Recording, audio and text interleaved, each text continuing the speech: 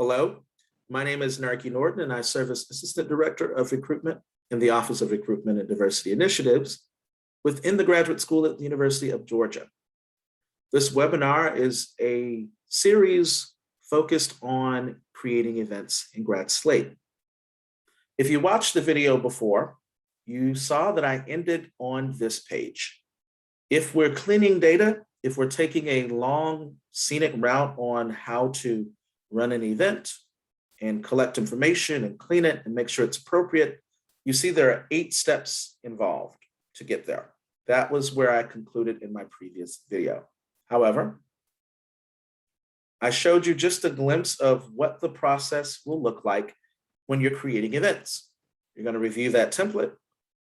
After you've reviewed the template, you see that there's a request form and you'll complete that. RDI staff will build that event, transfer ownership to the host, and then steps 1 through 8 are removed. They are no longer required. So let's talk about why these options seem a little bit more interesting and a little bit more efficient. So here we have creating events in GradSlate, event template with visuals for graduate coordinators. This template is very important because it's going to show how events are built in Slate and what fields are required to launch an event. If you're interested in hosting an event through GradSlate, please follow the steps below. One of those steps include watching this webinar and being able to go through this document, making sure you are fully aware of what's required. And then the other step is submit your request. That link will go to the form that we're talking about today. But in addition to going to that form, this template includes everything you need to know and what you will expect to submit before you get to that form.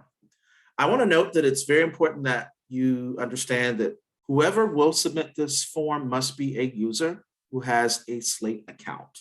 And then also, once the Slate event is created by RDI staff, the host who has a Slate account will be assigned ownership and access of the requested event. So I'm going to scroll down into our template. On the right, you see a snippet of images. This is what I would see in the GradSlate system. And once the host has ownership of the event, that host can also see these same things. So I want you to see what I see in the system to the right. And then I also created these columns to the left to show you what fields are required before you get to submit. So in details, as you can see on the image, we have a detail tab. So we have a detail column. We have the page title, which is the name of the event, our start date, start time, end date, end time, the deadline date and time. So what's that last day and time you want that student to become a registrant? And then we have an activation date and time. When can participants register for an event? So there is always going to be that difference from when you can register last and then when you can begin to register. We're going to scroll down to the next page. We have here, location is the next tab. So if you're doing a Zoom, you want to include that information. Also, any instructions if you're doing something virtual as well. But if you have a physical location, this will allow you to put the University of Georgia, as you can see in that right image, and you can type up a message in terms of which room, which hall, which building. So you want to include your virtual information if it's virtual, your physical information if it's physical. And if you have both, if you're doing a hybrid situation, then you want to include both of that in terms of the instructions. Now we're going to the next tab, which is description. So the description of the event, this is the description that will be reviewed by the participant. So if a student goes to your website, sees something on social media, they click on that link and they decide to read, okay, this is what the event is about. And based on that description, they will fill out the form and they become a registrant. So they've transitioned to that. So whatever you want displayed publicly, you want to include in your description. Moving a little further into limits. So for those who register for event, which we call registrants, what is the maximum number of registrants that you have for your event. And then when registration is no longer available due to your maximum, what's that message you want to appear? A great technique in Slate is it can create a wait list automatically.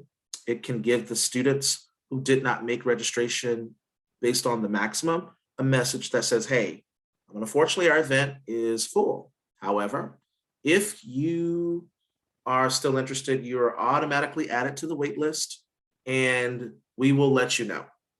So there's a message to tell participants, hey, sorry, we have enough students for this event.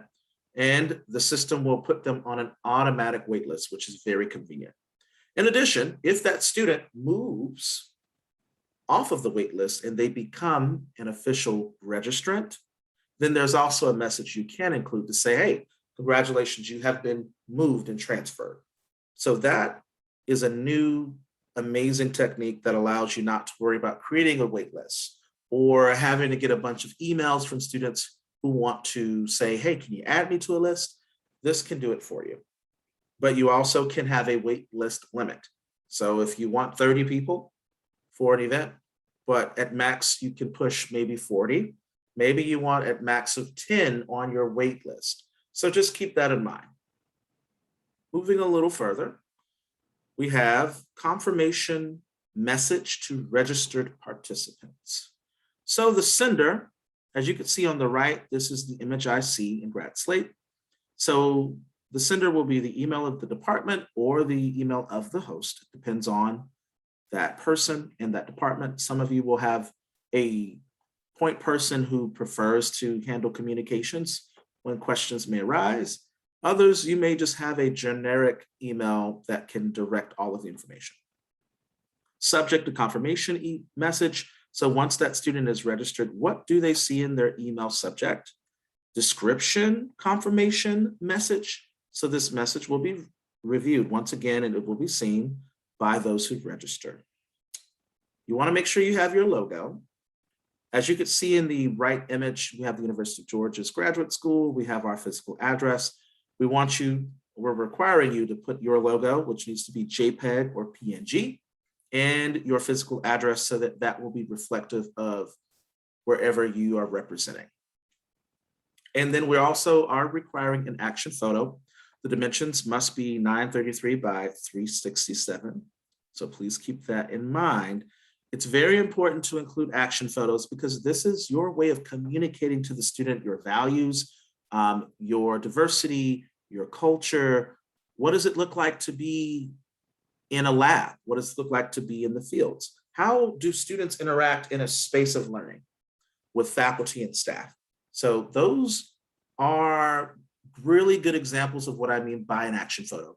Stay away from photos that are just posing and smiling. That's pretty static. So be dynamic in the content you have. Work with any marketing experts that may exist in your department, or ask for photos that students may have taken so that these students get to see a glimpse of what life would be like as a graduate student in your program. This is at the end of our template, which is my email. So if you have questions beyond the webinars, beyond the template, beyond the submission of the form, then feel free to reach out to me if there's any clarification that's needed. So I'm going to stop sharing screen for just a moment. And now I'm going to show you what the form looks like. So here we have creating events in GradSlate. We have the office.